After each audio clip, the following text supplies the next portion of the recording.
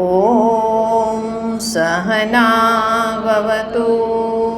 सहनौ भुनक्तु सह वीर्यं करवावहै तेजस्विनावधीतमस्तु मा विद्विषावहै। ॐ शान्ति शान्ति शान्तिः।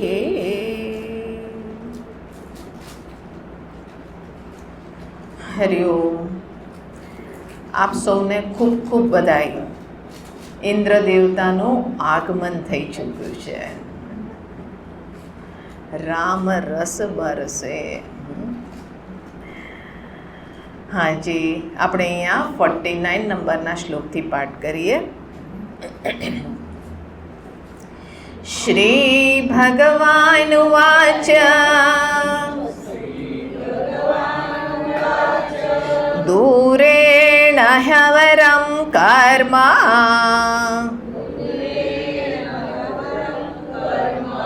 બુદ્ધિયોગાદ ધનંજય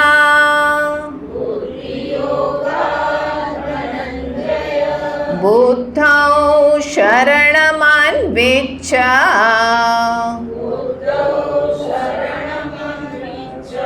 કૃપણા ફલહેતવઃ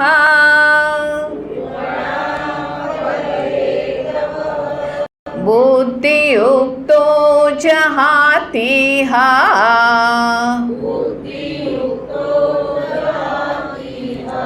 ઉભે સુકૃત દુષ્કૃતે તસ્માદ્ યોગાય યુજ્યસ્વ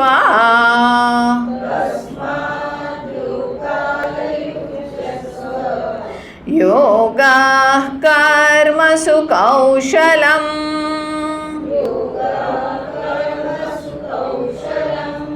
કર્મજં બુદ્ધિયુક્તા હિ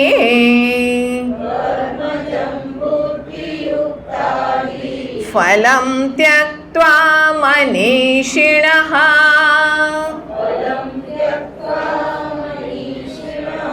જન્મ બંધ વિનિર્મુક્તાઃ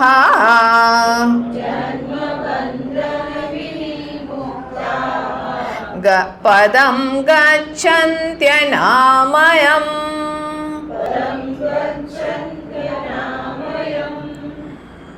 તો અહીંયા ભગવાને કર્મયોગની સ્તુતિ કરી અને કીધું કે આ જે યોગ છે એ યોગનું આશ્રય લઈશ તો કહે કે અહીંયા આગળ તું આ બધા કર્મના બંધનમાંથી મુક્ત થવા લાગીશ. અહીંયા કર્મના ક્ષેત્રમાં રહેતા જ.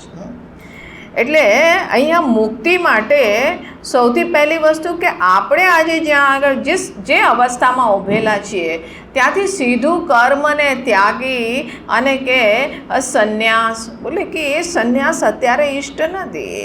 એના માટે પહેલાં પૂર્વ તૈયારી કરવી પડે. અને એ તૈયારી શું છે તો કે મનને તૈયાર કરવાનું છે. અર્જુન આગળ પણ પૂછે છે કે ભગવાન સંન્યાસ પણ તમે કહો છો એક તરફ અને એક તરફ કહો છો યોગ, તો કે છે કે આ બેમાંથી કોનો આશ્રય લેવો જોઈએ? તો ત્યાં આગળ પણ ભગવાન કહે છે કે તારે પહેલાં જે કર્મના ક્ષેત્રમાં ઊભેલો છે અને એટલા માટે તું કર્મનો અધિકારી છે. અત્યારે તારે કર્મ કરવાનું છે. તો કર્મનો ત્યાગ કરી અને પછી આપણે વિચારે કે હા આપણે ભજન કરીએ, જ્ઞાન કરીએ. આ નિષ્ક્રિયતાને ભગવાનને બિલકુલ ઇષ્ટ નથી. અને આપણે ભગવાનના જીવનને જુઓ, કેટલું ડાયનેમિક જીવન છે. અહીંયા આગળ જે પણ એ જ્ઞાનવાન મહાત્મા લોકો થયા એમનું જીવન પણ કેટલું ઉત્સાહી, કેટલું ડાયનેમિક. પૂરા જીવન શંકરાચાર્યજી કેટલા કાર્ય કર્યા. હવે એમને શું લેવું હતું? કંઈ જોઈએ છે તમારે? કોઈ માન પ્રસિદ્ધિ? બોલે એમણે તો અનેકો ગ્રંથો લખ્યા. આપણા મહાત્માઓ કેટલા ગ્રંથો લખી ગયા, પણ એક વસ્તુ છે એ ભૂલી ગયા. એક વસ્તુ, બિચારા ભૂલક્કડ બહુ હતા. શું ભૂલી ગયા? સિગ્નેચર કરવાનું ભૂલી ગયા, પોતાનું નામ આપવાનું ભૂલી ગયા. કોણે? બોલે મેં લખ્યું છે. ક્યાંય પોતાના નામની પરવા જ નથી. એ તો આંધીની જેમ અહીંયા આગળ સતત આગળ વધતા ગયા. જે લક્ષ્ય રાખ્યું, આ જ્ઞાન મારે પ્રચાર કરવો છે. કોનો પ્રચાર કરવો છે? આ વૈદિક સંસ્કૃતિનો પ્રચાર કરવો છે, આ જ્ઞાનનો પ્રચાર કરવો છે, મારો નહીં. જ્યાં આવું અહીંયા આગળ એક નિષ્ઠા છે, એ કર્મમાં કેવો ઉત્સાહ છે. તો ભગવાન પણ અહીંયા આગળ કહે છે કે અર્જુન, આ જે બુદ્ધિ છે કર્મજમ, કર્મજમ મતલબ આ જે યોગ જેને કીધો, યોગ કર્મસુ કૌશલમ સમત્વમ યોગ ઉચ્યતે, કે જેના ફલ સ્વરૂપ આ કર્મના બંધનમાંથી તું મુક્ત થવા લાગીશ, એ કર્મના ક્ષેત્રમાં રહેતા રહેતા કર્મજનિત આ તને આગળ પ્રતિફળ પ્રાપ્ત થાય છે. એટલા માટે કર્મને છોડવાની જલ્દબાજી ના કર. તો ભગવાને કીધું કે દૂરેણ હ્યવરમ કર્મ બુદ્ધિ યોગા ધનંજય. બુદ્ધિ યોગ અર્થાત કે જે અહીંયા આગળ કર્મયોગ, કર્મ વિષયને વિષયક જે દ્રષ્ટિ રાખવાની છે. અને આપણે અહીંયા આગળ જોયું હતું કે કર્મ કરતી વખતે મારો શું એટીટ્યૂડ હોય? એક પોતાની અંદર પ્રામાણિક જીવન દર્શન હોવું જોઈએ, એક પ્રામાણિક નિશ્ચય. અને એ પ્રામાણિક નિશ્ચય શું છે? કે પોતાને મૂળ રૂપે તો હું એ અજન્મા આ શાશ્વત સત્તા છું, પણ આજે આપણે જ્યાં ઊભા છીએ પોતાને ઈશ્વરનો અંશ જાણીને, આ મારું સૌભાગ્ય છે. આ હું છે તે એટલો ભગવાનનો અસીમ કૃપા પાત્ર છું કે ભગવાને મને અહીંયા આગળ આ મનુષ્ય જીવન આપ્યું, આ જગતમાં રહેવાનું સૌભાગ્ય પ્રદાન કર્યું, અને મારી અંદર અનેકો સામર્થ્ય પ્રદાન કર્યા. એક પ્રકૃતિ મને આપી છે, અને એ પ્રકૃતિનો આશ્રય લઈ હું એને સૌભાગ્ય સમજી અને આ પ્રભુના જગતમાં, એમના આ સૃષ્ટિમાં હું મારું બેસ્ટ પોસિબલ જે પણ અહીંયા આગળ મારું યોગદાન થઈ શકે એ હું મારું યોગદાન આપું. આ અહીંયા આગળ એટીટ્યૂડ હોવો જોઈએ. જ્યાં કીધું કે આ કૃપણા ફલ હેતવ, કર્મના ક્ષેત્રમાં તું ફલને માટે ગયો, કે મારે જોઈએ છે, સ્વાર્થથી પ્રેરિત થઈને, પોતાની અંદર એક દીનતાની ભાવનાથી કે હું તો અધૂરો છું, હું તો દીન છું, અને મારી અહીંયા આગળ પૂર્ણતા, આ મને સુખ, હું બેઝિકલી સુખી છું, અધૂરો છું, પણ મારું સુખ જે છે એ બહારના જગત પર આશ્રિત છે. જ્યાં તમે બહારના જગત પર આશ્રિત કર્યું, તમે પરાધીન થઈ ગયા. અને આપણે તુલસીદાસજી કહે છે, પરાધીન સપને હું સુખ નહીં. જેમ તમે પરાધીન થયા તો સુખ થોડી છે, આ તો તમે સુખથી દૂર થઈ રહ્યા છો. તો એટલા માટે પહેલાં તો આપણે જ્યાં આગળ ઉભેલા છે પોતાને સૌભાગ્ય જાણીએ અને કર્મ એવી રીતે કરીએ, એવી ગરિમાની સાથે, એવા સ્વાભિમાનની સાથે કરીએ, લેવા માટે નહીં આપવા માટે કરીએ. સદૈવ હાથ ઉપર રાખો. હાથ ફેલાવશો તો નાના થઈને જીવશો, પણ જ્યાં આગળ હાથ આપવા માટે છે તો ત્યાં આગળ કેવું બળપ્પન એક અનુભવ થાય છે, પણ અભિમાન નથી, પણ એક ઉદારતા છે. એક શ્લોક છે ને કે અયમ નિજ પરો વેતિ, કે જે આ મારું આ છે તે પરાયું છે એવું જે માને છે, તો કે એ છે લઘુ ચેતસામ, આ તો છે તે નાની બુદ્ધિવાળા છે. પણ ઉદાર ચરિતાનામ તો વસુધૈવ કુટુંબકમ, એના માટે તો આ બધું વસુધાપુરી કુટુંબ છે. એવું નહીં કે આ હું, કે મારો પરિવાર, કે મારો સમાજ, કે મારો અહીંયા આગળ આ સંગઠન, કે મારો આ દેશ, કે આ બધી મનુષ્ય જાતિ. બોલે વસુધૈવ કુટુંબકમ, અર્થાત કે પશુ પક્ષી પેડ પૌધા આ પ્રકૃતિ આ બધા જ મારો પરિવાર છે.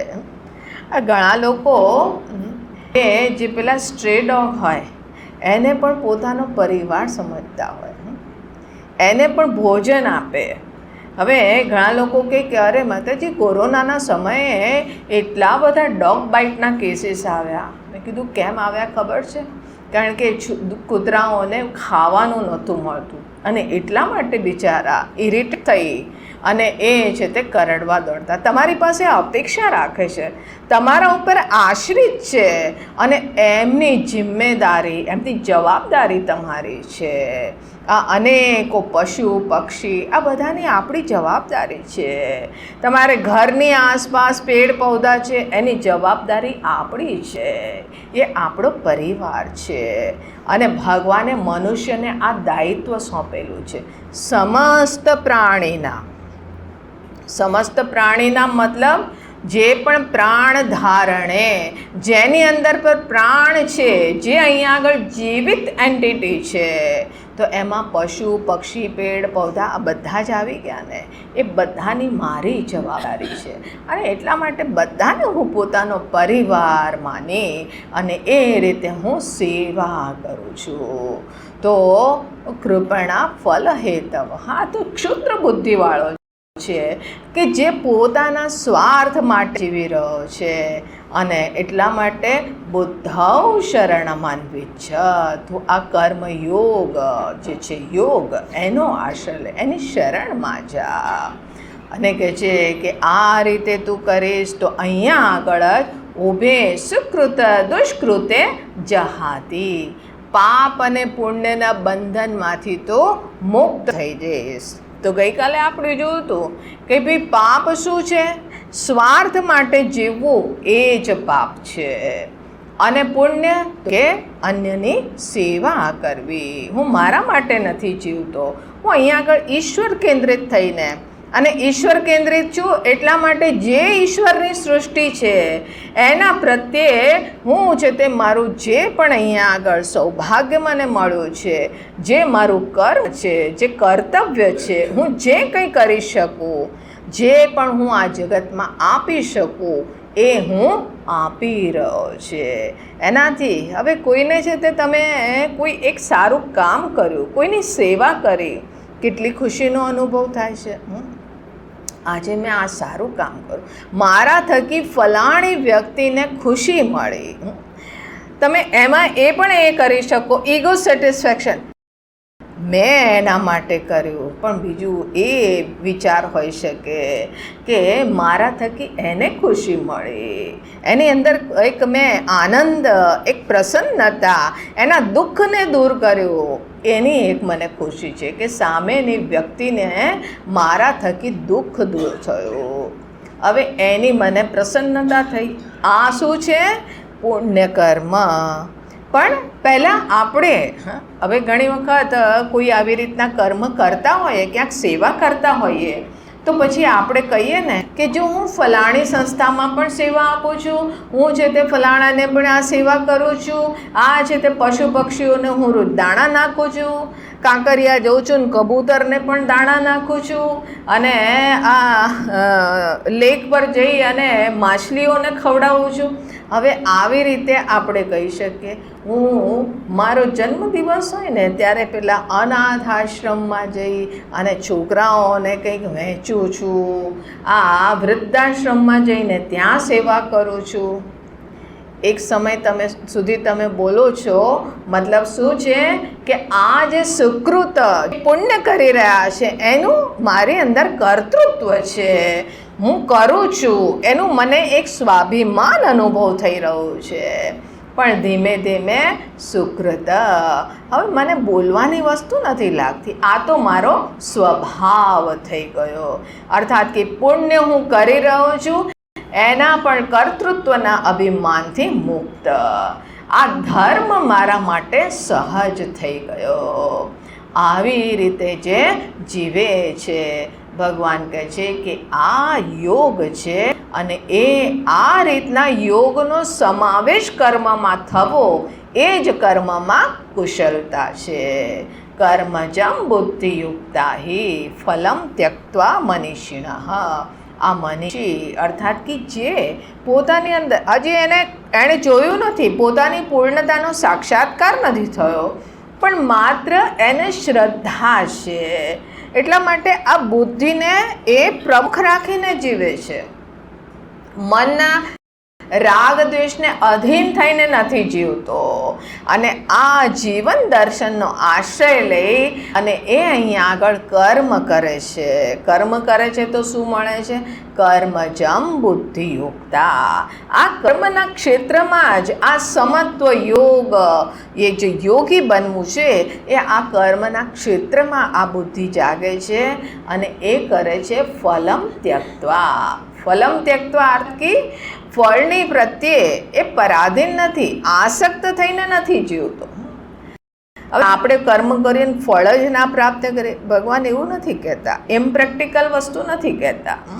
ફળ જરૂર જોઈએ છે, પણ હું મારા સ્વાર્થ માટે નથી જીવતો, હું એ ફળ પર આશ્રિત નથી.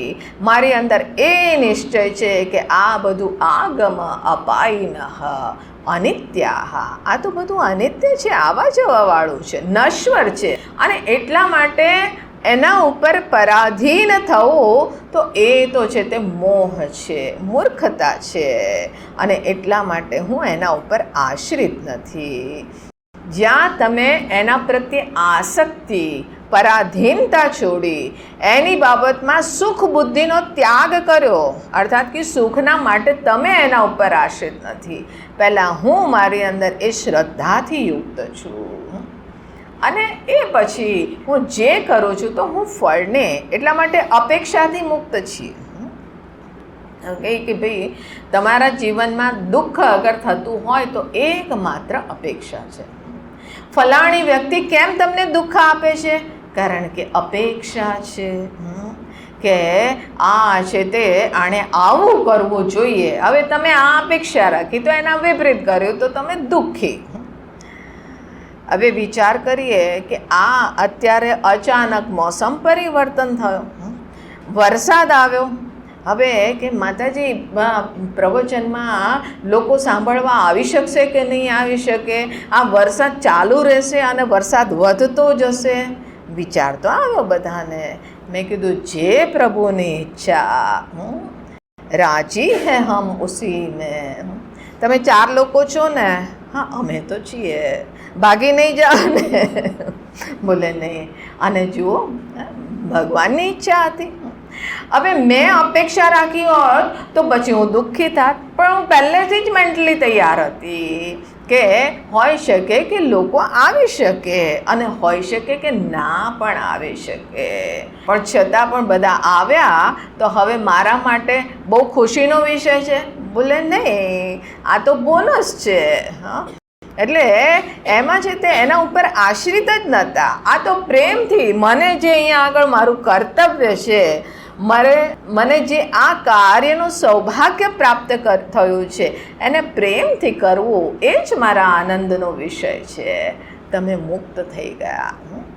અપેક્ષા રાખી તો દુઃખી. તમે ઇન્સ્યોરન્સ કરી લીધો, ઇન્શ્યોર થઈ ગયા. શેના માટે? બોલે કે અપેક્ષા પ્રીમિયમ ભરો છો અને એનાથી તમે શેને ઇન્શ્યોર કરો છો? દુઃખ. પછી જે અપેક્ષા કરતું હોય એને ભગવાન કે તથાસ્તુ.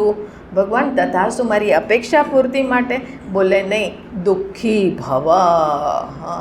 એ ભગવાન છે ને, એ આશીર્વાદની મુદ્રામાં ઊભા હોય તો એમ ના સમજો કે ભગવાન તમને તમારી અપેક્ષા પૂર્તિ માટે તથાસ્તુ કહી રહ્યા છે.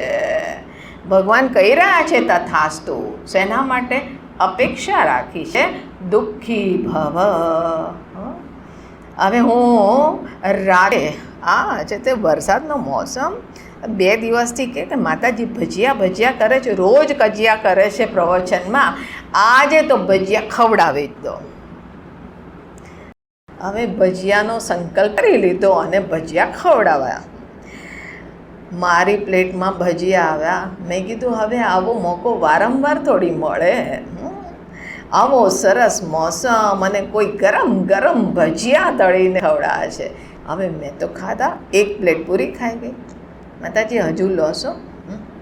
હા લાવો ને બે ચાર વધુ ખાધા, વધુ 2-4 ખાધા. હવે હું ઉમ્મીદ કરું છું કે સ્વસ્થ રહું, કોઈ પ્રોબ્લેમ ના થાય. અને બીજે દિવસે હું કહું મારું પેટ ખરાબ થઈ ગયું, લૂઝ મોશન થઈ ગયા, ગેસ થઈ રહ્યો છે. કેમ માતાજી ગેસ થયો ખબર નહીં. એક તો ભજીયા કેવા બનાવ્યા હતા, આમાં જ કંઈક પ્રોબ્લેમ છે. એમાં શું નાખ્યું હતું? બોલે બેસણ હતું, ચણાનો લોટ હતો. હા જો આ તે ભજીયા એવા બનાવ્યા ને એને કારણે. હવે એ મનમાં ને મનમાં વિચારે મેં ભજીયા એવા બનાયા એટલા માટે કે તમે रगड़ के आपने खाया है इसलिए. प्रॉब्लम किसकी है? बनाने वाली है कि बनाने वाले की है कि खाने वाले की है? હવે હું અપેક્ષા કરું કે ના, મારું પેટ સ્વસ્થ રહેવું જોઈએ. હું 50 ભજીયા ખાઈ જાઉં પણ પેટ મારું ખરાબ ના થવું જોઈએ. ભગવાન કહે છે કે આ અપેક્ષા ખોટી છે. તથાસ્તુ દુઃખી ભવ. એટલે અપેક્ષા રાખી તો એનું ફળ દુઃખી થાવ. ભજીયા રગડ કે ખાए તો એનું ફળ પેટ ખરાબ होना ही होना है, ये अवश्यम भावी है. તો કે છે કે એટલા માટે ફલમ ત્યક્ત્વા, અપેક્ષા રહિત થઈ અને કર્મ કરો. ફળ તો આવશે જ આવશે, ક્યાં જવાનું છે? કર્મ કરશો. હવે હું ભોજન કરું, મારે અપેક્ષા રાખવાની જરૂર નથી કે મારું પેટ ભરાવવું જોઈએ.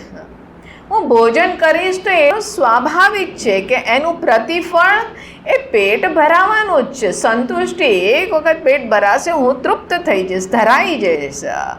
મારે અપેક્ષા રાખવાની જરૂર છે. માત્ર અત્યારે કેટલું ખાવું, શું ખાવું, એ વિવેક માત્ર મારે પ્રયોગ કરવાનો છે. એવી જ રીતે આ બધી જ પરિસ્થિતિમાં. અને ભગવાન કહે છે જન્મ બંધ વિનિર્મુક્તા. આ રીતે જે અહીંયા આગળ જીવવા લાગ્યો, હવે બહારના જગતમાંથી એ મુક્ત થવા લાગ્યો. ફલથી આપણે ફલાકાંક્ષાથી, અપેક્ષાથી ફ્રી થયા.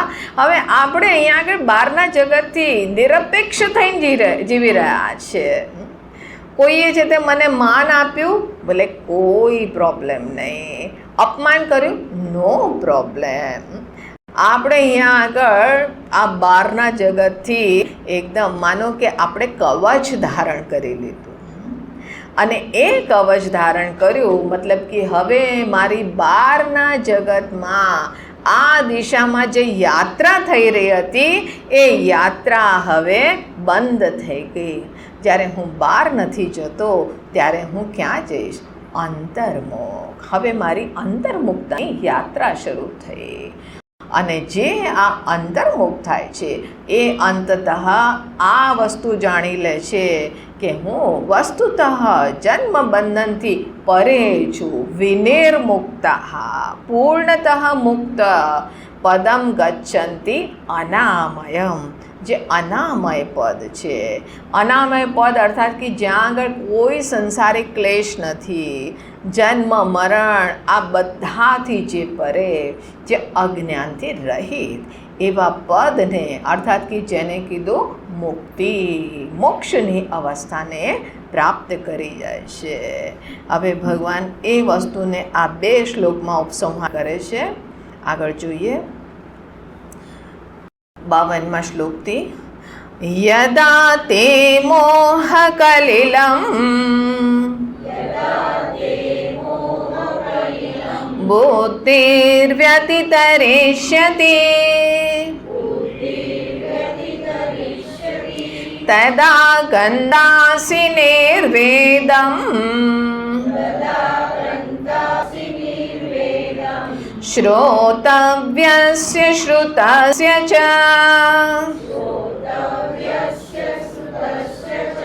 શ્રુતિ વિપ્રતિપન્ના તે યદા સ્થાસ્યતિ નિશ્ચલા સમાધાવચલા બુદ્ધિઃ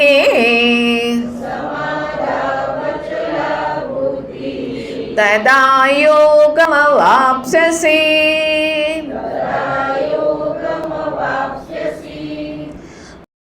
તો અર્જુનના મનમાં અને આપણા મનમાં પણ એક સ્વાભાવિક પ્રશ્ન થાય કે ક્યાં સુધી આવી રીતે કર્મ કરવાનું છે?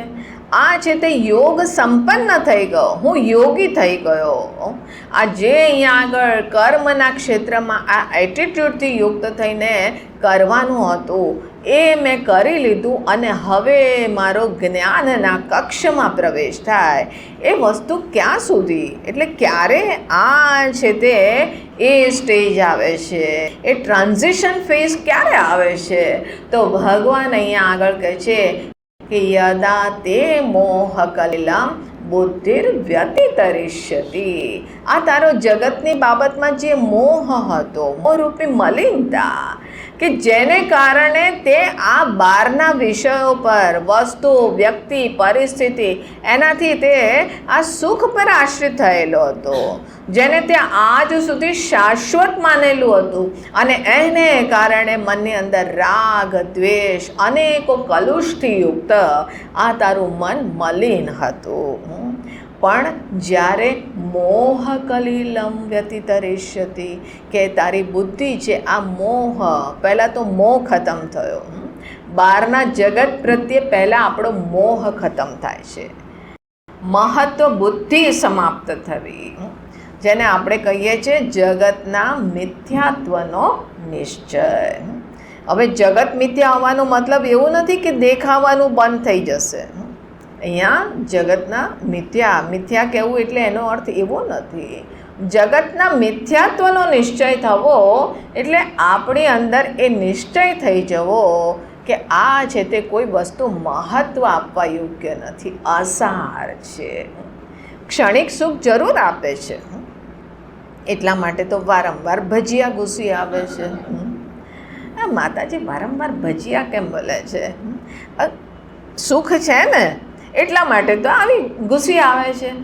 પણ કેટલી વાર મે મહિનાના ભર બપોરે ભજીયા ખાશો, દિમાગ ખરાબ હો ગયા હે ક્યાં? इस समय भजिया खाए जाते हैं. એ વખતે મને સુખ નથી આપતું. તો પણ સુખની અનુભૂતિ થઈ રહી છે, પણ કેવી? ક્ષણિક સુખ છે. કેટલી વાર સુધી ટકશે? કોઈ પહેલાં ભજીયામાં જે આનંદ આવે છે ને એ બીજા ભજીયામાં નથી આવતો. અને અહીંયા આગળ મારી વાત કરું તો અહીંયા ભજીયા લેવાનું નામ લેવાથી જે આનંદ આવે છે ને એ ખાવાથી મને નથી આવતો. એટલે અહીંયા બેસીને કોઈ સંકલ્પ ના કરતા કે આપણે જઈને પ્લાનિંગ કરીએ ને કોઈ સંકલ્પ ના કરતા, મારે નથી ખાવા ભાઈ. તો કાલનું પ્રવચન હજી કરવાનું છે, એટલે એના માટે જો તમે નિર્વિઘ્ન યજ્ઞ પૂરો કરવા માગતા હોય તો આવો કોઈ સંકલ્પ ના કરતા. પણ સુખ છે ને, અને એટલા માટે તો આપણે ખાતા હોઈએ છીએ. સુખની અનુભૂતિ થઈ રહી છે, પણ વિચાર કરો કે એ સુખ કેવું છે? ક્ષણિક છે. ક્યાં સુધી છે? બોલે કે બસ પહેલા કોરમાં મને એનો આનંદ આવ્યો, પછી ધીમે ધીમે વધવાનો છે કે ઓછો થવાનો છે? અસર તો છે. અને 10 ખાધા પછી એક વધુ ચાલશે? બોલે નહીં, આ તમે 3 દિવસથી પ્રવચનમાં ભજીયાના કજિયા કરી રહ્યા છો, તમારે 11 ભજીયા, 1 ડઝન તો ઓછામાં ઓછા ખાવા જ પડશે. હવે કે તે એક વધારે 10 થઈ ગયા અને 11મું તે મારા ભાણામાં મૂક્યું, તો જે પહેલાંના 10 છે ને એના સમેત હું તને રિટર્ન વિથ થેન્ક્સ. અરે વોમિટ થઈ જશે ભાઈ. નહીં ખાવું જ પડશે. હવે ગુસ્સો આવ્યો. તો જુઓ, એક સમય સુધી આનંદ આવે, પણ મને આવે છે તમને આવે જરૂરી છે? બોલે નહીં. આ બધાની આનંદની, સુખની આ પરિભાષા અલગ અલગ હોય છે. આ આપણા મનની કલ્પના છે. અને એ કલ્પના જેને આપણે મહત્વ પ્રદાન કર્યું છે, જેના પ્રત્યે આપણે ભાવના જગાવી છે, અને એની આપણી અંદર એક વાસના ઉત્પન્ન થઈ ગઈ છે.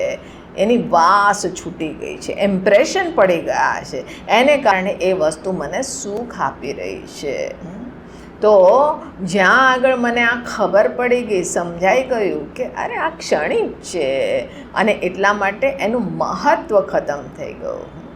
એનાથી દૂર પણ નથી ભાગતા, કારણ કે જે વસ્તુ મને સુખ નથી આપતી એ મને દુઃખી ક્યાં કરી શકે? ન સુખી કરી શકે, ન દુઃખી કરી શકે. એનું મહત્ત્વ ખતમ થઈ ગયું. જેવી રીતે પેલું મિરાજ દેખાઈ રહ્યું છે ને, મૃગજલ દેખાય છે, પાણીનું ભાન થઈ રહ્યું છે, પણ તમને ખબર છે કે આ છે, દેખાય છે પણ છે નહીં, અસાર છે. તો તમે એમાંથી અપેક્ષા કરશો કે નહીં એ દેખાય છે ત્યાં સુધી જરા હાથ જરા ધોઈને થોડી ઠંડક તો કરી લઈએ, કરશો એ? નહીં, અસાર, મહત્ત્વ જ નહીં. એ જોવા છતાં પણ તમે નથી જોતા. તો કે એવી જ રીતે આ બધાથી તમારો મોહ ખતમ થયો. જ્યાં મોહ ખતમ થઈ ગયો, જ્યાં એની બાબતનો વિવેક જાગી ગયો, તો કલિલમ, એનાથી જનિત જે રાગ દ્વેષ મનની અંદર જે મલિનતા હતી, એ મલિનતાથી તમે મુક્ત થઈ ગયા. તમારી બુદ્ધિ એનાથી રહિત થઈ ગઈ. તદા ગંતાસી નિર્વેદમ, ત્યારે તો નિર્વેદ, નિર્વેદનો મતલબ છે કે વૈરાગ્યને પ્રાપ્ત કરીશ. અરે આવું બધું સાંભળ્યા પછી વૈરાગ્ય થઈ જશે, બહુ ડેન્જર છે. બોલે અસલી સુખ વૈરાગ્યમાં છે. શંકરાચાર્યજી એક જગ્યાએ કહે છે કે વૈરાગ્યમેવા ભયમ કસ્ય સુખમ ન કરો વિરાગ. રાગ અને દ્વેષ શું છે? પરાધીનતા છે. સુખ માટે પરાધીનતા છે, દુઃખ માટે પણ આપણી કલ્પના છે, રાગ અને દ્વેષ. પણ જ્યાં રાગ અને દ્વેષ નથી, મતલબ બહારના વિષયોમાંથી મારું મન મુક્ત થઈ ગયું, ફ્રી થયું. નિર્વેદમ, શેનાથી? શ્રોતવ્યસ્ય શ્રુતસ્ય ચ. આજ સુધી આ બહારના વિષયોની બાબતમાં ખૂબ સાંભળેલું કે આ વિષયમાં સુખ છે, ને મારા મનની અંદર પણ એ કલ્પના હતી કે નહીં આ વિષય મારે જોઈએ છે, આનાથી ખૂબ સુખની અનુભૂતિ થાય છે. પણ એ બાબતમાં શ્રુતસ્ય, જે આજ સુધી સાંભળેલા અથવા જે અનુભવ કરેલા, હવે એના પ્રત્યે કોઈ રુચિ ના રહી. જેવી રીતે નાનું છોકરું હોય ને, હવે નાનું છોકરું કોઈ છે તે રમકડાથી રમતું હોય, જ્યાં આગળ થોડું મોટું થયું, પેલી છોકરી છે પેલી ઢીંગલી લઈને, બાર્બી ડોલ લઈને રમી રહી છે, એના માટે એ પ્રાણથી પણ પ્રિય છે, એને છોડતી નથી. પણ એક દિવસ એવો આવે કે એની નાની બહેનને બોલાવીને કે તારે જોઈએ છે? હા મારે જોઈએ છે, લઈ જા. એટલે કે અરે આટલી ઉદાર કેવી રીતે થઈ ગઈ? કારણ કે એ મોટી થઈ ગઈ, એને ખબર પડી ગઈ. હવે આ છે તે મારા લેવલની વસ્તુ નથી, પણ એનું હવે કંઈક હાયર, આ રુચિનો વિષય એનાથી થોડો અપગ્રેડ થઈ ગયો.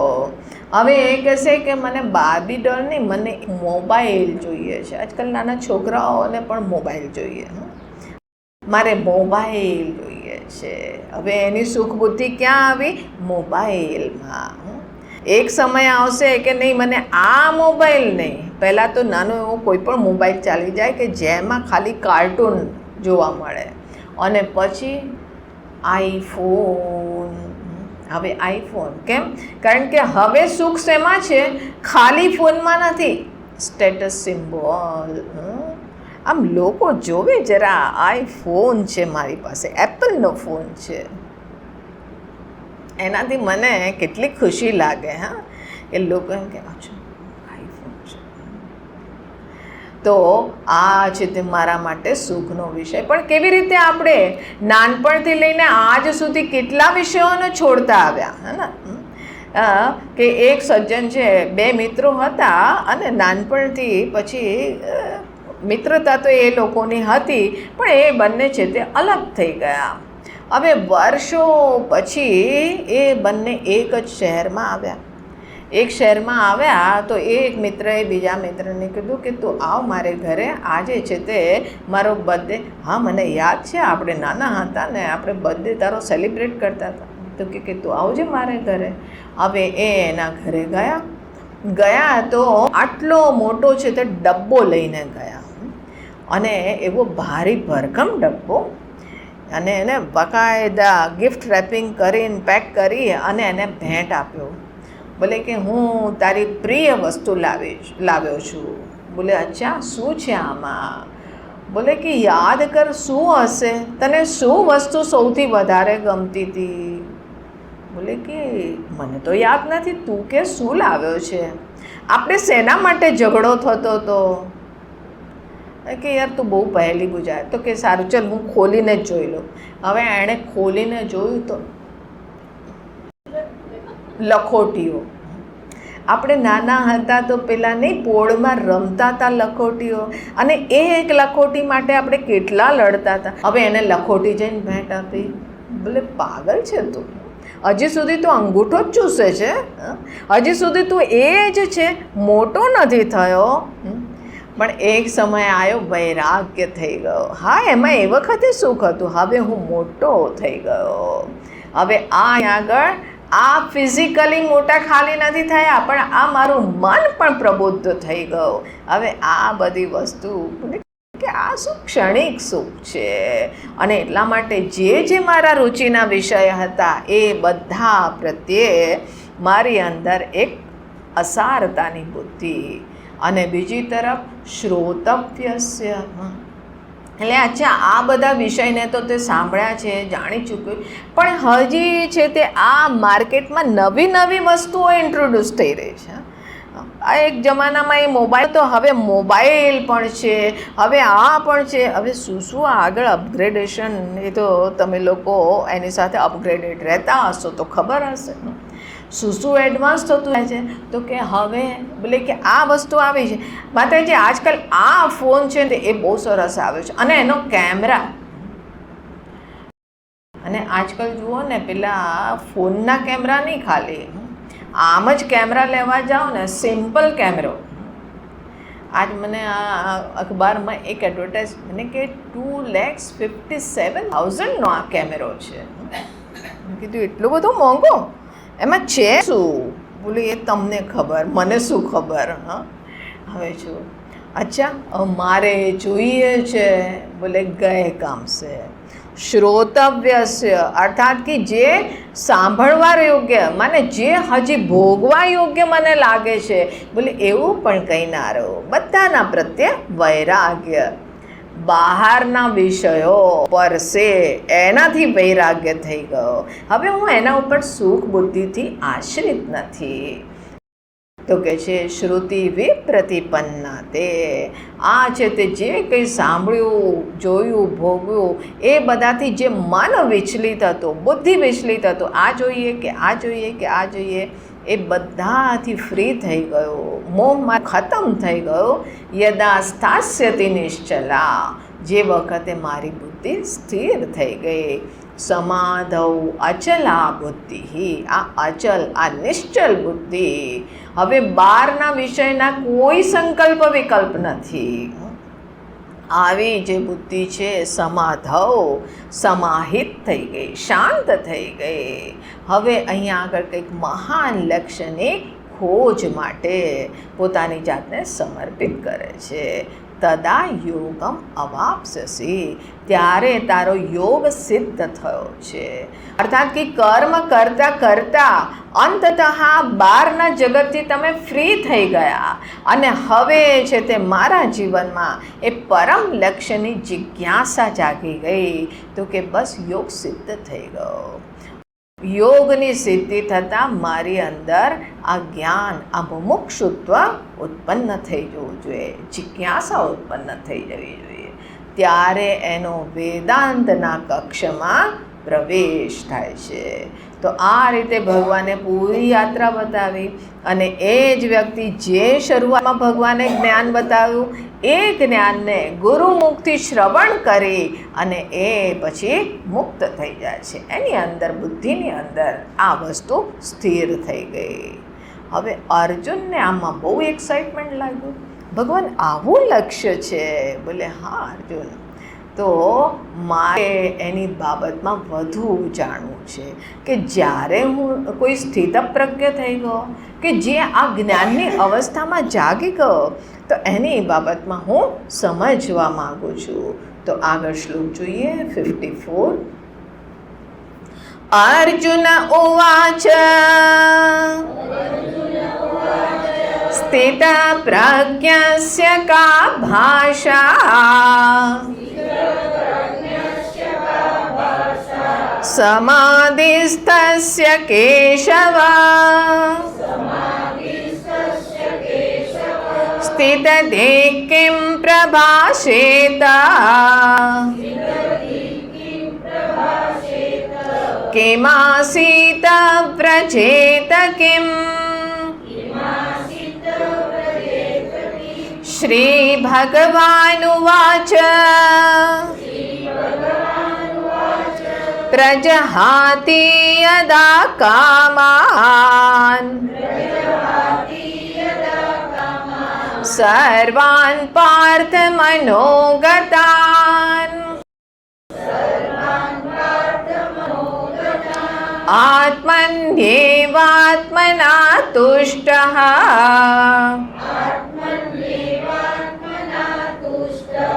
સ્થિતપ્રજ્ઞસ્તદોચ્યતે. તો અર્જુન ભગવાનને પૂછે છે કે સ્થિતપ્રજ્ઞ અર્થાત કે જેની અંદર આ પ્રજ્ઞા, જેની અંદર આ જ્ઞાન થઈ ગયું, આ પરમાત્મા વિષય જ્ઞાન, પોતાના સ્વરૂપનું જ્ઞાન, એ છે તે જ્ઞાન જેની એમાં સ્થિરતા થઈ ગઈ. તો કે એની કા ભાષા, કા ભાષા મતલબ કે એનું લક્ષણ શું છે? તો એટલે કે પહેલાં તો કા ભાષા સમાધિસ્થસ્ય, કે એમાં જે એની સમાધિસ્થ માને બુદ્ધિ પણ એમાં સમાહિત થઈ ગયેલી છે. સ્થિત દે કિમ પ્રભાષેત, કેવી રીતે બોલે છે, કિમાસીત કેવી રીતે બેસે છે, વ્રજેત કિમ કેવી રીતે ચાલે છે. હવે ઉપરથી આ પ્રશ્ન શું લાગે છે?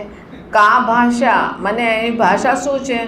સંસ્કૃત બોલશે કે હિન્દી બોલશે કે ગુજરાતી બોલશે કે બધી જ ભાષાઓ બોલશે?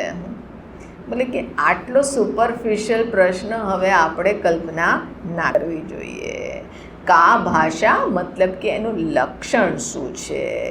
કેમ પ્રભાષેત, કેવી રીતે બોલે છે? કેવી રીતે બોલે છે મતલબ કે કેવી રીતે અહીંયા આગળ ઇન્ટરેક્ટ કરે છે, કે જ્યારે બહારના વિષય એના જીવનમાં પણ ઉતાર ચઢાવ પ્રાપ્ત થશે કે નહીં થાય? બધા જ જીવનમાં જ્યાં આગળ આ જગતમાં આવ્યા કે જેવી રીતે સમુદ્રમાં જાઓ તો મોટી લહેરો, નાની લહેરો, એ લહેરોનો સામનો તો કરવો જ પડે. હવે તમે રોડ પર નીકળો અને તમારે ગાડી ચલાવવી હોય તો એમ કહો કે ભાઈ જ્યારે બધું જ ટ્રાફિક શાંત થઈ જશે ત્યારે હું છે તે ડ્રાઈવ કરીશ. તો પછી તમારે કોરોનાનો ઇંતજાર કરવો પડશે. રામ રામ, શુભ શુભ બોલો, ફરી કોરોના ના આવે.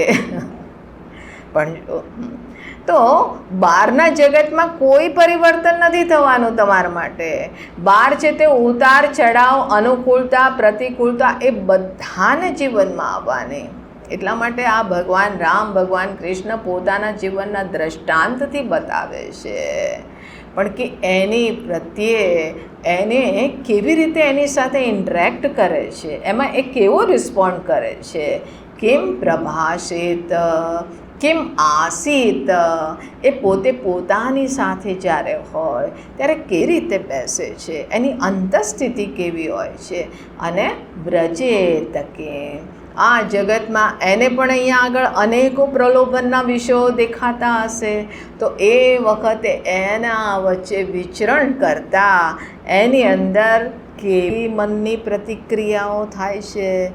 તો આ અહીંયા આગળ અર્જુનનો જે પ્રશ્ન છે, ભગવાન એક બહુ જ સુંદર લક્ષણ બતાવે છે. સૌથી પહેલાં શ્રી ભગવાન ઉવાચ પ્રજહાતિ યદા કામાન સર્વાન પાર્થ મનોગતાન. એટલે કે આ છે તે એનું મુખ્ય લક્ષણ છે. એની મનોસ્થિતિ જે છે, એની અંતઃસ્થિતિ છે, એ કેવી છે? તો કે આત્મની એવ આત્મના તુષ્ટ, પોતે પોતાનામાં સંતુષ્ટ છે. એની સંતુષ્ટિ બોલે કે બહાર કેટલો મોસમ અનુકૂળ થઈ ગયો. હા, હવે છે તે પેલું બહુ ઉમસ હતી અને વરસાદ આવી, હવે ઠંડક થઈ ગઈ ને માતાજી, હવે મજા થઈ ગઈ. હવે બોલે કે સંતુષ્ટ છીએ, હવે કોઈ ચિંતા છે? બોલે કોઈ ચિંતા નથી. તો કારણ કે બહાર મોસમ બરાબર છે એટલા માટે. એસીનું ટેમ્પરેચર તમે સેટ કરેલું છે ને એ જ ચાલી રહ્યું છે, એને કારણે સંતુષ્ટ છે. બેંક બેલેન્સ બરાબર છે, એનાથી મારું જીવન નીકળી. અરે ફિક્સ ડિપોઝિટમાં ડિપોઝિટ કરેલું છે અને એટલા માટે, અને અમે એવું ઇન્વેસ્ટ કર્યું 7.5%, આટલો રેટ મળી જાય છે અને એને કારણે ઇન્ટરેસ્ટથી અમારું જીવન ચાલી રહ્યું છે. અને બાકી બચ્યું તો કે યોગક્ષેમ વહામ્યહમ. એ પેલા LIC-વાળા બેઠા છે, યોગક્ષેમમ વહામ્યહમ. એ યોગક્ષેમનું વહન કરી રહ્યા છે ને અમારે. બેંક બેલેન્સ પણ છે. હવે પાછું એમાં ઇનસિક્યોરિટી છે. અત્યારે તો અમે સંતુષ્ટ છીએ, પણ આ ખબર નહીં, એ ખબર નહીં એ કેવું શું કરવા માગે છે. અચાનક ઇન્ટરેસ્ટના રેટ બોલે ડાઉન કરી દીધા. હવે ઇન્ટરેસ્ટ FD પર હવે ઇન્ટરેસ્ટ પહેલાં જેટલું નથી મળતું. હવે આપણે રડીએ છીએ, બોલે કે મારો મહિનાનો ખર્ચો જે પહેલાં લેવિશલી રહેતા હતા હવે નથી રહી શકતા. કેમ? ઇન્ટરેસ્ટ બરાબર નથી મળતું. તો કે એ છોડો ઝંઝટ, આપણે ઘરમાં જ તે પૂરું. એ રીતનું આપણે કેશ, બધું કેશથી આપણે બધું કારોબાર થશે. હવે બહુ કેશ જમા કરી હતી. એક વખત અમારો જ્ઞાન યજ્ઞ ચાલતો હતો અમારા ગુરુજીનો, અને અચાનક અફરાતફરી મચી ગઈ. એક સજ્જન મારી પાસે આવ્યા, પ્રવચન ચાલતું હતું, અને મેં કીધું શું કરું, કેમ આ બધા આમ તેમ કંઈ બહાર કંઈ દંગા વંગા कुछ हुआ है, हुल्लड़ हुल्लड़? बोले नहीं, ये मोदी जी ने एक अनाउंस करी दिया, अनाउंसमेंट हुआ. बोला क्या हुआ?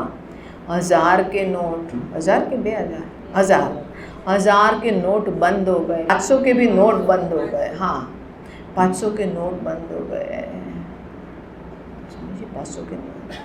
હવે જેની પાસે 500ની નોટો હતી એ બિચારાનું બ્લડ પ્રેશર હાઈ થઈ ગયું, અને પ્રવચન છોડીને કે પહેલાં તો આપણે એને મેનેજ કરો જઈને. મને કે સ્વામીજી ચિંતા કી બાત है, 500 के नोट. हमारे पास है ही नहीं कुछ. हो तो चिंता नहीं, जब है ही नहीं तो क्या चिंता? अरे कुछ नहीं है 500 के नोट. बोला नहीं है 500 के नोट. अच्छा, ऐसा भी हो सकता है क्या? हम बोला हाँ ऐसा ही है. હવે જોઈએ કે આપણે એના ઉપર આશ્રિત હતા. આપણે સંતુષ્ટ ક્યારે છીએ? જ્યારે બેંક બેલેન્સ બરાબર છે.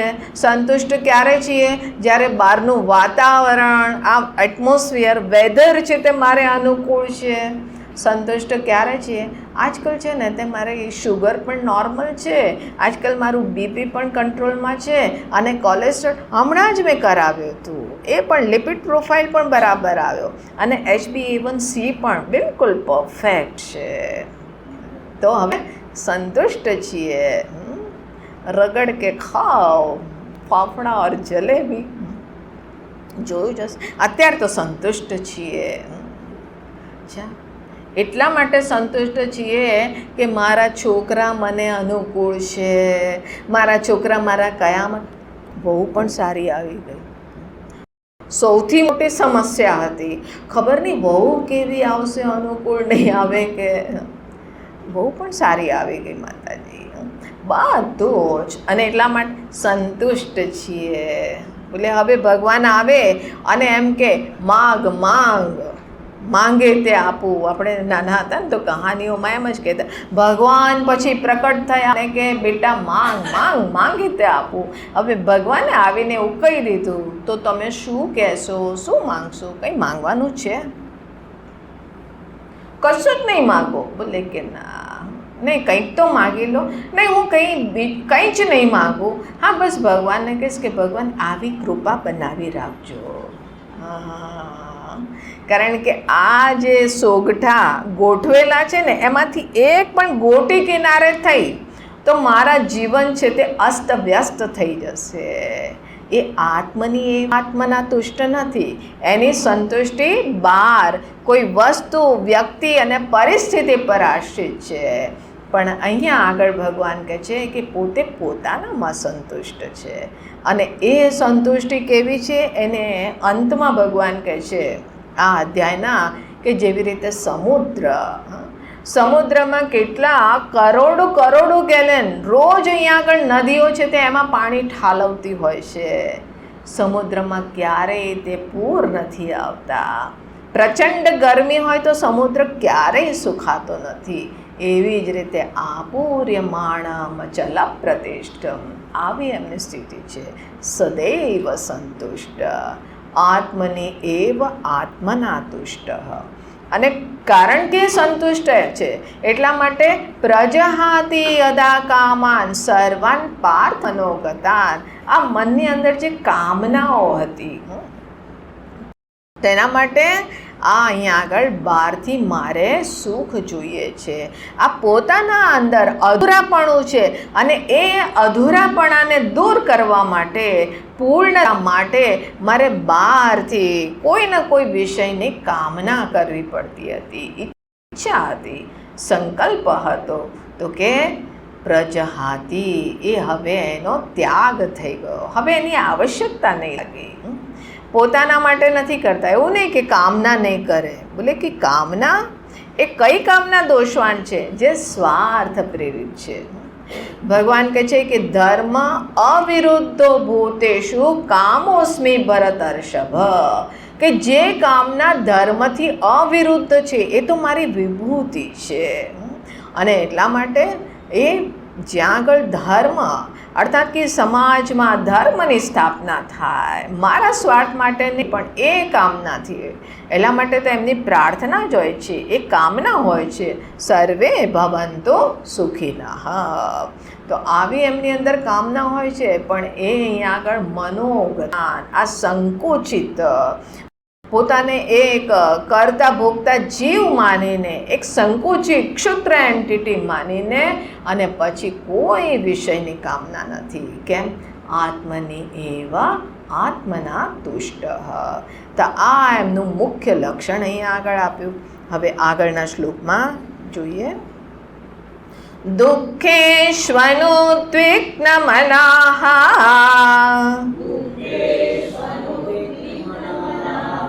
સુખેષુ વિગતસ્પૃહઃ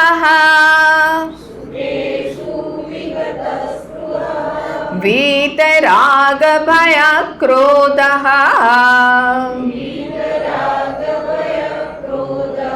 સ્થિતધીર્मुनिरुच्यते यः सर्वत्रानभिस्नेहः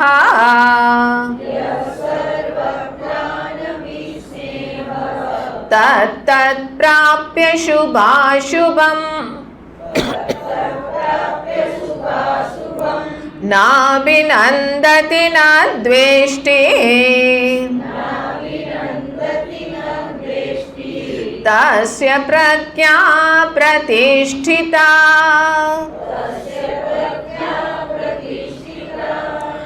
ભગવાન કહે છે કે એના જીવનમાં પણ ઉતાર ચઢાવ આવે છે. અનુકૂળતા પણ હશે, પ્રતિકૂળતા પણ હશે. એને પણ શરદી પણ લાગશે ને ગરમી પણ લાગશે. એક જગ્યાએ ઘણા વર્ષો પહેલાં કોઈકને ત્યાં ભિક્ષામાં જવાનું હતું. અમારા ગુરુજી પણ સાથે હતા. હવે એ જે માતાજી હતી જે તો એટલી એક્સાઇટેડ હતી અને એક્સાઇટમેન્ટમાં છે તે દાળમાં મીઠું નાખવાનું એ ભૂલી ગઈ. तो गुरुजी कहे कि दाल में नमक नहीं है, तो नमक मैं कीधું કે દાલ में नमक कम नहीं है, कम है એમ કહીને મેં મીઠું માંગ્યું. तो ત્યાં આગળ એક યંગસ્ટર હતો. એ યંગસ્ટર के हमने तो सुना था कि आप सब स्वाद से परे होते हैं. हमने बोला क्या मतलब, आपको भी फीका, नमकीन, मीठा और वो सब लगता है क्या? हमने बोला बेटा जिस दिन ये सब लगना बंद हो जाए ना, उस वक्त तुम डॉक्टर के पास जाना, इलाज कराना, ये कोई बीमारी होगी. नहीं ठंडी गर्मी, हमने बोला बिल्कुल, जिस दिन तुमको ठंडा गर्म लगना बंद हो ना, उस दिन जो है वो स्पेशली સ્કિન સ્પેશિયાલિસ્ટની પાસે જજે અને લેપ્રસીનો ટેસ્ટ કરાવજે.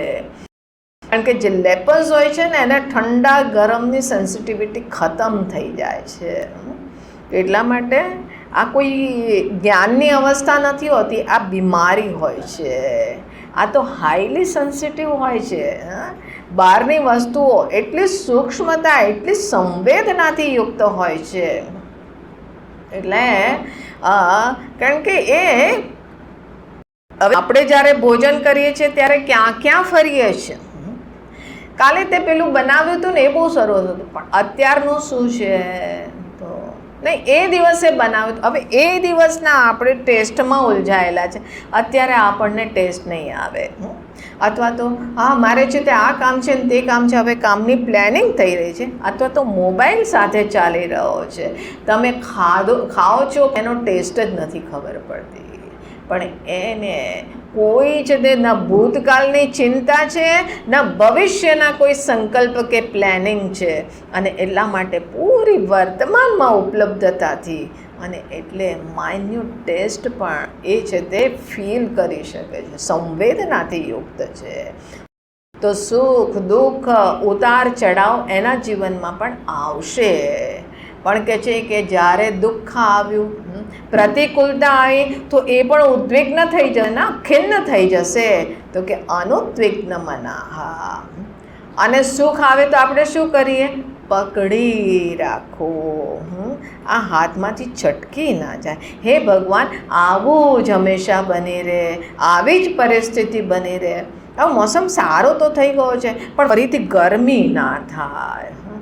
હવે આ અહીંયા આગળ સ્પૃહા અર્થાત કે એ છે તે પરિસ્થિતિને બનાવી રાખવાની ઈચ્છા. બોલે વિગત સ્પૃહા, કોઈ સ્પૃહા નહીં.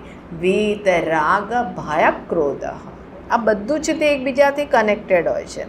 જ્યારે તમને રાગ હોય, કોઈ વસ્તુમાં સુખનો આરોપણ કરેલો છે કે દુઃખનો આરોપણ કરેલું છે, તો પછી એ વસ્તુની પ્રાપ્તિ માટેનો સંકલ્પ થશે. અને એ સંકલ્પ ઉપરાંત કારણ કે તમારે સુખ સુરક્ષા બધું એના ઉપર આશ્રિત છે, અને એટલા માટે મનમાં ભય રહેશે. ખબર નહીં મળશે કે નહીં મળે, મળી ગયો તો મારાથી છીનવાઈ ના જાય, ભયભીત રહેશો. અને ત્યાં આગળ જે અહીંયા આગળ નિમિત્ત બનશે કે જેને કારણે તમારી પ્રિય વસ્તુ છે એ છીનવાઈ ગઈ, અથવા તો જેને કારણે તમને અપ્રિય વસ્તુની અપ્રિય પરિસ્થિતિની પ્રાપ્તિ થઈ, એના પ્રત્યે ક્રોધ, આ બધું એકબીજાથી જોડાયેલું છે. પણ કે છે વીત રાગ ભય ક્રોધ, એની અંદર કોઈના પ્રત્યે રાગ નથી. આ બધાના પ્રત્યે સુખ એ આરોપિત નથી કરતો. અગર કોઈ સુખ માટે નિમિત્ત બને છે તો એમ નથી જોતો આ વ્યક્તિને કારણે સુખ આવ્યું, એટલે કે આ પ્રભુ ઈચ્છા છે, આ ભગવાનની ઈચ્છાથી આ સમસ્ત અહીંયા આગળ પરિસ્થિતિઓ એ સૃષ્ટિનો નિયમ ચાલી રહ્યો છે. અને એટલા માટે કોઈ રાગ નહીં, ભય નહીં, ક્રોધ નહીં. સ્થિતતે મુનિ ઉચ્યતે, આ સ્થિત પ્રજ્ઞ છે. આને અહીંયા આગળ મુનિ કીધું, મનનશીલ છે. આગળ કે છે ય સર્વત્ર અનભિસ્નેહ તત્તત્ પ્રાપ્ય શુભાશુભમ. જીવનમાં શુભ અર્થાત કે મને અનુકૂળ મળ્યું અથવા અશુભ મને પ્રતિકૂળ મળ્યું, જે કંઈ તત્તત, તો કે એ મળવા છતાં પણ સર્વત્ર અનભિસ્નેહ, કોઈના પ્રત્યે વિશેષ રાગથી યુક્ત થઈ અને એને પકડવાની કોશિશ નથી કરતો. કોઈ વ્યક્તિ છે તે મને થોડું સન્માન આપે તો હું કહું આ માણસ બહુ સારો છે, આ બેન બહુ સારા છે. બોલે કેમ? કારણ કે એ મને માન આપશે. એ એમ કહે છે કે તમે બહુ સારા છો, મને એણે કેટલું માન આપ્યું. હવે એ મારા માટે એ સ્નેહના વિષય થઈ ગયા. કેમ? કારણ કે એના થકી મને સુખ મળી રહ્યું છે, એને હું સુખના માટે નિમિત્ત સમજું છું. જે પણ અહીંયા આગળ સુખ સુરક્ષા માટે નિમિત્ત બને છે એના પ્રત્યે આપણી અંદર સ્વાભાવિક એક લગાવ ઉત્પન્ન થતો હોય છે. અને જ્યાં તમારા ભાવનાત્મક સંબંધ જોડાય એ પછી તમારા માટે વાસનાનો વિષય થઈ જાય. અહીંયા આગળ કહે છે જે કંઈ પ્રાપ્ત થાય, શુભ હોય અશુભ હોય, અનભિસ્નેહ, કોઈ છે તે એના પ્રત્યે કોઈ પણ પ્રકારનો લગાવને ન અભિનંદતી ન દ્વેષ્ટી. પ્રતિકૂળતા આવે તો દ્વેષ નથી કરતો કે હે ભગવાન જલ્દીથી આ પરિસ્થિતિ છુટકારો થાય. અને અનુકૂળતા આવે તો કે અભિનંદન કરો, મને એનું સ્વાગત કરો. બોલે કે કોઈ નહીં, આગતે સ્વાગતમ કુર્યાત ગચ્છન્તમ ન અનિવાર્ય. એક મહાત્માજીની પાસે કેટલાક ભક્તો ગયા અને 2-4 દિવસ ત્યાં આગળ રોકાયા. હવે રોકાયા પછી જવાનો ટાઈમ આવ્યો તો કે महात्मा जी अभी तक तो जो है इतना हम लोग थे चहल पहल थी और कल तो पूरा सुनसान हो जाएगा. तो बोलते हैं कि नहीं. बोले क्यों? बोले कि आओ तो वेलकम અને જાઓ તો ભીડ કમ. આવો તો સત્સંગમાં વધારો, જાઓ તો શાંતિમાં વધારો. यूं भी વાવા यूं भी વાવા. અરે હું તારા ઉપર આશ્રિત થોડી છું. આવવું હોય તો આવ, સત્સંગ કરીશું. જવું છે તો હા શાંતિથી અમે એકાંતમાં બેઠા છીએ. આત્મની એવ આત્મના તુષ્ટ. હવે કે અહીંયા આગળ આ વિષયોના પ્રત્યે વિચરણ કરે છે એ વખતે આ રીતની સ્થિતિ છે. પણ જ્યારે પોતે પોતાની સાથે બેસે છે તો કેવી રીતનું છે? તો અહીંયા આગળનો શ્લોક જોઈએ. યદા સંહરતે ચાયમ કૂર્મોંગાનીવ સર્વશઃ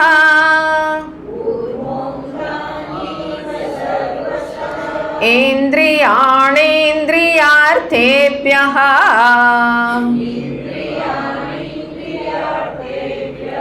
તસ્ય પ્રજ્ઞા પ્રતિષ્ઠિતા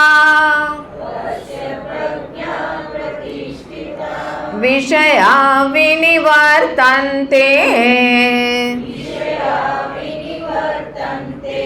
નિરાહારસ્ય દેહિનઃ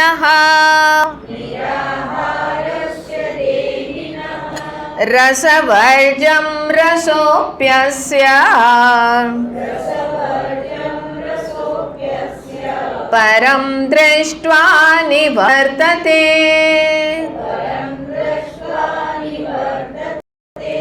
યતતો હ્યપિ કૌન્તેય પુરુષસ્ય વિપશ્ચિતઃ ઇન્દ્રિયાણિ પ્રમાથીને હરન્તિ પ્રસભં મનઃ તાનિ સર્વાણિ સંયમ્ય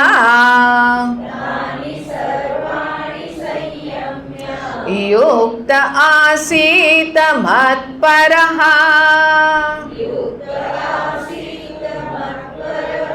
વશે હિ યસ્યેન્દ્રિયાણિ તસ્ય પ્રજ્ઞા પ્રતિષ્ઠિતા.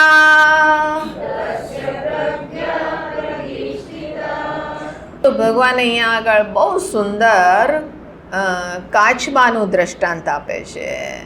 કે છે કે કાચબો જોયો છે ને, કે કેવું એની ઉપર એક શેલ છે અને જ્યારે તમે એને પથ્થર મારો અથવા તો કોઈ છે તે એવું સામે એવું કંઈક ભય જેવું જણાય તો એ વખતે એ કાચબો શું કરે છે?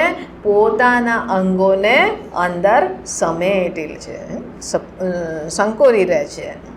અને એ વખતે તમે જુઓ તો શું લાગે છે? એક પથ્થર પડેલો છે. અહીંયા આગળ ઝૂમાં 250 કિલોના કાચબા મેં જોયા હતા કોઈક વર્ષ પહેલાં. હવે ખબર નહીં અત્યારે શું સ્થિતિ છે. તો ત્યાં આગળ લખેલું હતું ટર્ટલ. પછી મેં કીધું અહીંયા આગળ ટર્ટલ તો ક્યાંય નથી દેખાતું. હવે ત્યાં આગળ પેલો જે વોચમેન હતો, મેં કીધું કે અહીંયા આગળ ટર્ટલ તો દેખાતા નથી, ક્યાં છે? તો કે આ સામે શું પડ્યા? તો એવો મોટો કાળો પથ્થર. મેં કીધું આ? હવે કે હા એ જ ટર્ટલ છે. પછી ધ્યાનથી જોયું તો પેલું એનું માથું અંદર હલતું દેખાયું, હાથ હલતા દેખાય. હવે ઉપરથી જુઓ તો લાગે છે એક પથ્થર પડેલો છે, મોટી શિલા છે, કે આનું વજન 250 કિલો છે.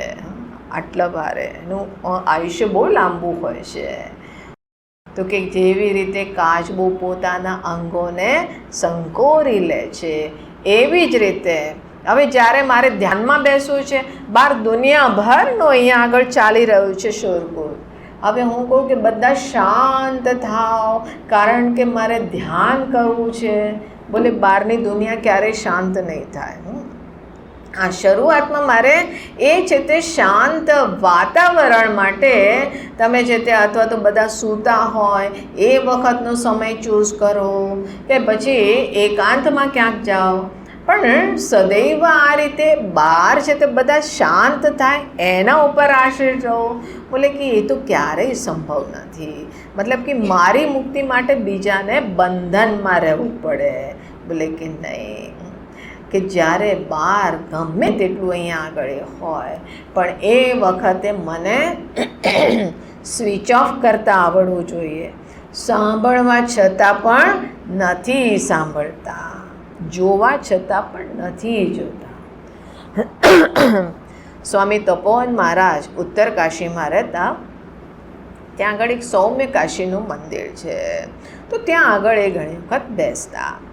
હવે ત્યાં ગામના ઘણા બધા ભક્તો આવે અને આવે એમ કહેવાતું હતું કે આ છે તે ઉત્તર કાશીની યાત્રા ત્યાં સુધી પૂરી ના કહેવાય કે જ્યાં સુધી આ સ્વામી તપોવન મહારાજના દર્શન ના કરે. એમને હિમવત વિભૂતિ કહેવાતા હતા, એવું એમને ટાઇટલ આપેલું ત્યાંના મહાત્માઓએ. તો એમની પાસે અનેકો ભક્તો આવે. હવે પછી જ્યાં આગળ એ આવે તો જરા હાલચાલ પૂછે, પછી શરૂ થઈ જાય. અને શરૂ થઈ જાય એટલે પોતાની પ્રોબ્લેમ બધી છે તે દુનિયાભરની બતાવવા લાગે. એમની જ્યાં સાંભળવા માટે ઉપલબ્ધ થાવ એટલે પછી એ તો છે તે ક્યાંના પૂર્વના જેને કહે ગળે હુએ મુર્દે ઉખાડને લગેંગે. એવી રીતે એ છે તે ભૂતકાળને યાદ કરીને પોતાની શિકાયતો ને હું પોતાના દુઃખને એટલું મેગ્નિફાય કરીને બતાવું કે આવી રીતની એક વૃત્તિ બધાની હોય. તો એક હું શું કરું કે જ્યારે કોઈ આવે એટલે હું ગરદન હલાવું કે હા બરાબર છે, અને એક્સપ્રેશન બધા આપતો, પણ છે તે મારી છે તે આ ઇન્દ્રિયા સ્વિચ ઓફ. હું કંઈ જ નહોતો બોલતો અને સાંભળતો પણ નહોતો. અને જ્યારે છે તે એ કહીને થાકી ગયો, હલકો થઈ ગયો, પછી એ હાથ જોડીને કે મહારાજજી बहुत अच्छा सत्संग कराया आपने. પછી એ વિચાર કરે કે हमने क्या बोला, हमने तो कुछ बोला नहीं है, बहुत अच्छा सत्संग कराया. तो કે સ્વિચ ઓફ. આવું સ્વિચ ઓફ કરતાં આવડવું જોઈએ. અને આ છે ઇન્દ્રિયાર્થે. કેમ? કારણ કે મને બહારના વિષયોનું મહત્ત્વ નથી. જો જેના પ્રત્યે મહત્ત્વ હશે ને એની તરફ તમારું ધ્યાન જશે. ભૂખ લાગી હશે ને તો બહારથી કંઈક ખુશ્બુ આવશે તો તરત જ તમારું ધ્યાન જશે. જોયું, પરાઠાની ખુશ્બુ આવી, તરત જ ધ્યાન જશે. પણ તમે ભૂખ્યા નથી, તમને ધ્યાન નહીં જાય. તો કે છે આ ઇન્દ્રિયો છે એને ઇન્દ્રિયોના વિષયમાંથી એ એવી જ રીતે કાચબાની જેમ સંકોરી લે છે, કારણ કે અત્યારે એનું કોઈ પ્રયોજન નથી, કોઈ પ્રયોગ નથી કરવાનો. તસ્ય પ્રજ્ઞા પ્રતિષ્ઠિતા. તો કે છે અચ્છા, વિષયો તો ઘણી વખત સ્વતઃ નિવૃત્ત થઈ જતી હોય છે, કે જેવી રીતે કોઈ વ્યક્તિ બીમાર પડ્યો, હવે બીમાર પડ્યો તો એની સામે આ વરસાદના મોસમમાં ફરીથી ભજીયા લાવીને મોકલ્યા, તો કે મોસમ આવો છે ને આ સેલિબ્રેશનનો ટાઈમ છે, ઇન્દ્ર દેવતાનું સ્વાગત કરવા માટે ભજીયા ખાશો? કોઈ રુચિ નથી. અરે 4 દિવસથી ભજીયાના કજિયા કરી રહ્યો છે ને ભજીયા નહીં ખાય? કોઈ રુચિ નથી. કેમ રુચિ નથી? જીવવામાં ટેસ્ટ નથી. અત્યારે એમાં અરુચિ થઈ ગઈ. એનો અર્થ એમ કે એની ઇન્દ્રિયો છે એને વિષયોમાંથી રસ ખતમ થઈ ગયો. બોલે ઇન્દ્રિયોને વિષયોમાંથી રસ નથી ખતમ થયો, પણ થોડી વાર ઇન્દ્રિયોમાં રસ ખતમ થયો છે. કે જ્યારે બીમાર પડે તો આપણી જે આ રસનેન્દ્રિય છે, જીવવા છે, એ સુકાઈ જતી હોય અને એને કારણે આપણા ટેસ્ટ બડ જે છે એ ઇનએક્ટિવ થતા, એટલે ટેસ્ટ ના આવે. તો કે મને કંઈ જ ખાવાની પ્રેરણા નથી થતી. આપણે કે કેટલો વૈરાગ્ય આવી ગયો આને. વિષયા વિનિવર્તન્તે, વિષયોથી નિવૃત્ત થઈ ગયા. રસ વર્જમ, પણ એ હજી મનની અંદર એનો રસ બનેલો છે. આ તો બીમારી એને ટેમ્પરરી આનાથી દૂર કર્યો છે, પણ એ પૂર્ણ રૂપે વિષયોમાં રસ બુદ્ધિ, સુખ બુદ્ધિ ક્યારે સમાપ્ત થશે? પરમ દ્રષ્ટવા, જ્યારે એ પોતાના પરમ સ્વરૂપને જેણે જાણી લીધું. તો હવે છે કોઈ પ્રોબ્લેમ નથી તો પણ કોઈ પ્રોબ્લેમ નથી. એ સદૈવ એ સૂત્ર યાદ રાખો, આત્મની એવ આત્મના તુષ્ટ. હવે ભગવાન કહે છે કે જુઓ ભાઈ, આ ઇન્દ્રિયો જે છે ને એ ઇન્દ્રિયો મતલબ કે જે બહારના વિષયોનો અનુભવ કરે છે, શબ્દ, સ્પર્શ, રૂપ, રસ ઇત્યાદિ જે વિષયોનો અનુભવ કરી રહી છે. અને અહીંયા આગળ જોઈએ કે વિષયોમાં કેટલી વિવિધતા છે. એના માટે જ પૂરું જીવન સમર્પિત હોય છે ને દરેક વ્યક્તિનું. તો કે આ જે ઇન્દ્રિયો છે એ એવી પ્રમાથીની બહુ જ બલશાલી હોય છે, એવી બલશાલી હોય છે કે કોઈ જે છે અહીંયા આગળ બહુ વિવેક કરી રહ્યો છે, એની અંદર જ્ઞાન છે અને એનો વિવેક કરી અને એ પોતે સાધના માટે પ્રયાસ કરી રહ્યો છે, પણ ઇન્દ્રિયાણી પ્રમાથીની હરંતી પ્રસભમ મનઃ, મનને બલપૂર્વક ખેંચી જતી હોય છે. તો હવે એવું તો કરાય નહીં કે આપણે છે તે આ આંખ, નાક, કાન બધું બંધ જ કરી દો, અથવા તો અહીંયા આગળ ચલો વિષયોની વચ્ચેથી જંગલમાં જતા રહો. તો જંગલમાં જશો તો ત્યાં વિષયોનો અભાવ થશે? અરે ડિફરન્ટ ટાઈપના વિષય હશે. આ 5 વિષયોનું બનેલું જગત, તમે ગમે ત્યાં જશો ત્યાં આગળ એ જગત તમને ઉપલબ્ધ રહેવાનું છે. તો પછી કે તો પછી મારે શું કરવું? ભગવાન કહે છે કે આ ઇન્દ્રિયો બહુ જ બલશાલી છે, વિવેક ત્યાંનો ત્યાં રહી ગયો. અને એટલા માટે આપણે જોઈએ છે ને વિશ્વામિત્ર જેસા ઋષિ, એમની જેવા ઋષિ કે જ્યાં આગળ આટલી તપસ્યા કરી અને એ તપસ્યા ઉપરાંત સામે એક મેનકા આવી ગઈ અને મેનકાએ એનો બધું જ અહીંયા આગળ તપભંગ કરી દીધું. એ પૂરું એમના જીવનની દિશા જ એ ગ્રહસ્થમાં પ્રવેશ કરી ગયા. તો ઇન્દ્રિયોમાં બહુ જ બલ હોય છે, એ ખેંચી જતી હોય છે વિષયો તરફ, મનને જબરદસ્તી ખેંચી જતી હોય છે. તો કહે છે તો પછી કોઈ ઉપાય છે? બોલે બિલકુલ છે. જો તમે ઇન્દ્રિયોને એ દમન કરવા માંગો છો, જ્યારે દમનની વૃત્તિ હશે તો ઇન્દ્રિયો જ્યાં વિષય આવશે, મનની અંદર દમન કરેલું છે, તમે જબરદસ્તી મનને રોકી લીધું છે, તો વિષય આવશે તો ઇન્દ્રિયો ખેંચીને લઈ જશે. તો પછી અહીંયા આગળ કહે છે તાની સર્વાણી સંયમ્ય યુક્ત આસીત મત પરહ. તું મારે પરાયણ થઈ જા. તારા જીવનમાં આ લક્ષ્ય નિર્ધારિત કર. જ્યારે તને લક્ષ્યના પ્રત્યે પ્રેમ હશે, જેવી રીતે જોયું ને કે એક વસ્તુના પ્રત્યે પ્રેમ જાગી ગયો, બીજી વસ્તુ છૂટી જાય. ઘણા લોકો કે અરે તમે આ સંન્યાસ લીધો, આ બધું છોડી કેવી રીતે દીધું? બોલે કશું જ નથી છોડ્યું.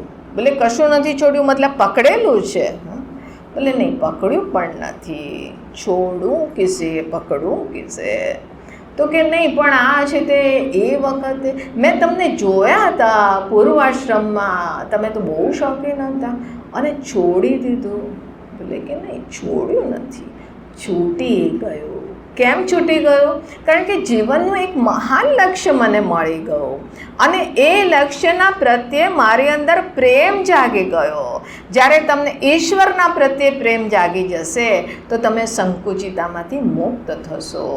જ્યારે ઈશ્વર તમારા જીવનનું લક્ષ્ય બની જશે કે મારે એમને પ્રાપ્ત કરવા છે, તો તમે બહારના વિષયોથી મુક્ત થઈ જશો. હવે ઇન્દ્રિયના વિષય જે છે એ તમને અહીંયા આગળ પ્રભાવિત નહીં કરે, વિચલિત નહીં કરે. અને એટલા માટે યુક્ત આસીત મત્પરઃ, મારે પરાયણ થઈને બેસ. મતલબ તું જીવનના આ લક્ષ્યને નિર્ધારિત કર, અહીંયા જ તારો પ્રેમ હોય. એટલા માટે કહે છે તત્ ચિંતનમ તત્ કથનમ અન્યોન્યમ તત્ પ્રબોધનમ, કે આ જ મારું જીવન થઈ ગયું, મને આમાં એવો રસ આવે છે. હવે આ બેનને કહો કે બેન ભજન ગાશો? તો કે હા ગાઈશ, હું એકલી જ છું, બીજું કોઈ નહીં સાંભળે, ચાલશે? બોલે હા હું ગાઈશ. હવે એક ગાવા બેઠા, એક ગાયું, પછી કીધું હજુ એક સંભળાવો, બીજું ગાયું, પછી હજુ એક સંભળાવો, ત્રીજું ગાયું, 5 સંભળાવી દીધા. પછી એ એમ નહીં કહે કે મતે જો હું થાકી ગઈ હો હવે ભજન ગાઈ ગઈને, હવે હું ગાવાથી થાકી ગઈ, હવે હું નહીં ગાઉં. એ ગાવાથી નહીં થાકે. કેમ? કારણ કે એમાં એમનો પ્રેમ છે. અહીંયા પ્રવચન પછી કે કંઈક છે તે પૂછવું છે કે ચર્ચા કરે, હવે માતાજી થાકી ગયા હશે. બોલે અરે આ ચર્ચામાં તો એક અલગ એનર્જી મળતી હોય છે, એક અલગ આનંદ આવતો હોય છે, આમાં થકાન નથી લાગતી. જો જે વસ્તુમાં તમને રસ હોય એ તમને ક્યારેય થકાવતું નથી. જેમાં તમને પ્રેમ હોય, એ પ્રેમ હોય તો પછી એ બીજી વસ્તુઓ એ બધું જ ભૂલી જતા, તમે ખાવા પીવાનું ભૂલી જશો. જ્યારે યુક્ત આસીત મત્પરઃ, અર્થાત કે તારા જીવનનું લક્ષ્ય હું ક્યારે બનીશ કે જ્યારે તારી અંદર મારા પ્રત્યે પ્રેમ જાગી ગયો. તો આવી રીતે તાની સર્વાણી સંયમ, શરૂઆતમાં એને સંયમિત કર, પણ પછી છે તે અહીંયા રસ જાગ જાય. વશેહિ યસ્ય ઇન્દ્રિયાણી, જેની અંદર સહજ રૂપે ઇન્દ્રિયો પોતાના વશમાં છે, તસ્ય પ્રજ્ઞા પ્રતિષ્ઠિતા, એની જ પ્રજ્ઞા સ્થિત છે. અને હવે આગળ ભગવાન કહે છે કે જો કોઈ પણ વ્યક્તિનું પતન કેવી રીતે થાય છે. આપણે જોઈએ છે આ વિશ્વામિત્રજીનું દૃષ્ટાંત જોયું કે કેવી રીતે આટલા તપોનિષ્ઠ હતા અને એમના જીવનમાં એક લક્ષ્ય હતું કે પેલા કોણ હતા? વશિષ્ઠજી. વશિષ્ઠજીએ એમને મહર્ષિ કીધા. એક તો એમની પેલી નંદીની ગાય એમને જોઈતી હતી, તો કહે છે કે ધિક બલમ ક્ષાત્ર બલમ, આ ક્ષત્રિયનું બળ છે, એને ધિક્કાર છે, હું ક્ષત્રિય છું ને આ એક નંદીની ગાય ના લઈ શક્યો, અને એટલા માટે મારે બ્રાહ્મણત્વથી યુક્ત થવું છે. એના માટે એ તપસ્યા કરવા લાગ્યા. પણ એક સમય શું થયું કે આ કરતાં વર્ષોની તપસ્યા ઉપરાંત મેનકાથી એમનું પતન થઈ ગયું. પછી એ અચાનક જાગ્યા, બોલે અરે આ હું ક્યાં આવી ગયો, અને ફરીથી એમણે તપસ્યા શરૂ કરી. નારદજીના જીવનમાં આવે છે પ્રસંગ. એ આ બધા નારદજીને, એ તો દેવર્ષિ છે, એ પોતાના જીવનના દ્રષ્ટાંતથી બતાવે છે કે પતન કેવી રીતે થાય છે. એટલા માટે સાવધાન. તો એ પોતાની આ લીલા થકી બતાવે છે. એમ ના સમજવું જોઈએ કે નારદજી છે એ મોહિત થઈ ગયા હતા, પણ કે છે કે આ ફિસલન પટ્ટી છે, લપસણી છે. જો લપસવું હોય ને તો આ રીતે અહીંયા આગળ આ સ્ટેપ પર પગ મૂકો, પછી કોઈ ધક્કો મારવાની જરૂર નથી, જાતે જ નીચે લપસતા જશો. તો ભગવાન અહીંયા આગળ બતાવે છે કે કેવી રીતે કોઈ વ્યક્તિનું પતન થાય છે. આપણે 2 શ્લોક વાંચી લઈએ, એનો અર્થ કાલે જોઈશું. ધ્યાયતો વિષયાન પુંસઃ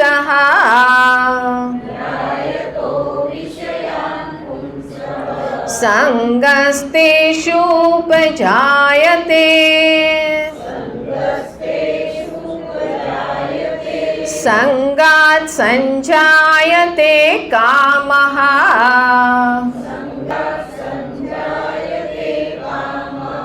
કામાત ક્રોધોऽભિજાયતે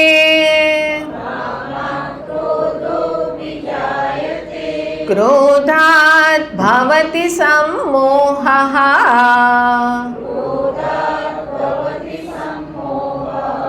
सम्मोहात् स्मृतिविभ्रमः स्मृतिभ्रंशात् बुद्धिनाशो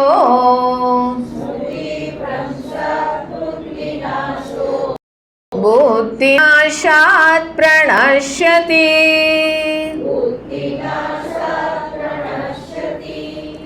તો ભગવાન આપણને આ લપસણી બતાવે છે કે આ છે તે ગાર્ડનમાં એક લપસણી ફિટ કરેલી છે, અને તમારે રમવું હોય તો રમો.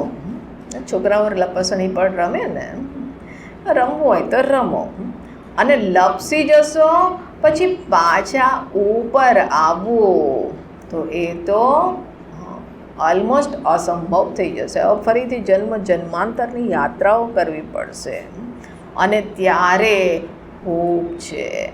આપણે અહીંયા આગળ શાસ્ત્રોમાં કહે છે કે કોઈ બી હોપલેસ કેસ નથી.